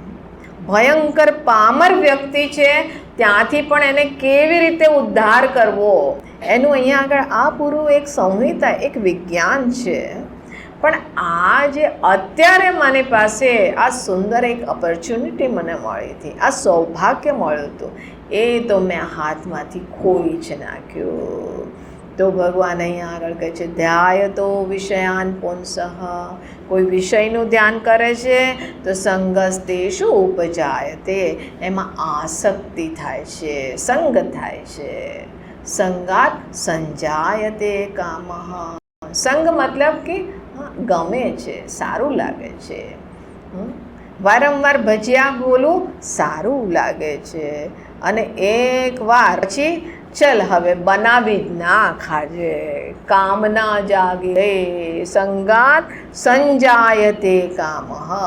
વારંવાર એ વસ્તુને મનની અંદર રિપીટ કરી વન ફાઇન મોમેન્ટ પર કહીશું ચલો ભજીયા બનાવી નાખો. હવે કામના, ઈચ્છા જાગી ગઈ, અને ઈચ્છા જાગી ગઈ પછી કે કંઈ છે વ્યવસ્થા તો નથી અમને. કામાત ક્રોધોऽભિજાયતે. તીવ્ર કામના હતી ને કામના પૂર્તિ ના થઈ તો ક્રોધ ઉત્પન્ન થયો, અને પૂર્તિ થઈ ગઈ તો યે દિલ માંગે મોર, હજુ જોઈએ, હજુ જોઈએ. એની આપણી અંદર એક વાસના, કારણ કે એમાંથી સુખનો અનુભવ થયો, અને એ છે તેનું ઇમ્પ્રેશન છોડી ગયું. હવે મારા માટે જેણે ભજીયા કરીને ખવડાવ્યા એના પ્રત્યે એક બહુ વિશેષ સ્નેહ થઈ ગયો. આને કહીએ ને ત્યારે બહુ સરસ ભજીયા ખવડાવે છે, અને એટલા માટે પકડી રાખો. કામાત ક્રોધોऽભિજાયતે ક્રોધાત ભવતિ सम्मोहः. જે ક્રોધિત વ્યક્તિ છે એ તો હવે પોતાના વશમાં નથી. सम्मोहः માનો કે હિપ્નોટાઇઝ થઈ ગયો. અને જે વ્યક્તિ ક્રોધમાં હોય એ જો કે કેવું, એને ખબર જ નથી એ શું વ્યવહાર કરી રહ્યો છે, શું બોલી રહ્યો છે. સંમોહિત થઈ ગયો, હિપ્નોટાઇઝ થઈ ગયો, માનો કે એની ઉપર કોઈ બીજું કોઈ ઓવરપાવર કરી રહ્યું છે. सम्मोहा स्मृति विभ्रमः, એને કારણે સ્મૃતિ જે આજ સુધી મેં કંઈ જ્ઞાન પ્રાપ્ત કર્યું છે, કંઈ સમજ ઉત્પન્ન કરી છે, એ બધું વિભ્રમઃ ભ્રમિત થઈ ગયો. હવે બધું જ અહીંયા આગળ ભૂલાઈ ગયો. સ્મૃતિ ભ્રંશાત બુદ્ધિનાશ, જ્યાં આગળ આ વિસ્મૃતિ થઈ ગઈ, સાચું અને ખોટું, ઉચિત અનુચિત આ વસ્તુની બાબતમાં મોહ ઉત્પન્ન થઈ ગયો, વિસ્મૃતિ થઈ ગયું, તો કે છે બુદ્ધિનાશ. આ બુદ્ધિ અર્થાત કે વિચારવાનું સામર્થ્ય ખતમ થઈ ગયું, વિવેકની પ્રક્રિયા ખતમ થઈ ગઈ. અને જ્યાં વિવેકની પ્રક્રિયા ખતમ થઈ તો કે એ જ મનુષ્યની મનુષ્યતાની સમાપ્તિ છે તો ખરો, બે પગ પર ચાલી રહ્યો છે, આ ખભા પર આ એક માથું પણ છે, પણ હવે એ છે તે મનુષ્ય કહેલાવા યોગ્ય નથી. આવી એની દુર્ગતિ થઈ ગઈ. તો આ જે અહીંયા આગળ શ્લોક છે, બહુ સુંદર શ્લોક છે, એની ઉપર આપણે આવતીકાલે વિચાર કરીશું. ઓમ પૂર્ણમદઃ પૂર્ણમિદં પૂર્ણાત પૂર્ણમુદચ્યતે પૂર્ણસ્ય પૂર્ણમાદાય પૂર્ણમેવાવશિષ્યતે. ઓમ શાંતિ શાંતિ શાંતિ. હરિ ઓમ શ્રી ગુરુભ્યો નમઃ. હરિ ઓમ. બોલો ગોપાલ કૃષ્ણ ભગવાન કી જય. હરિ ઓમ. આરતી કરે.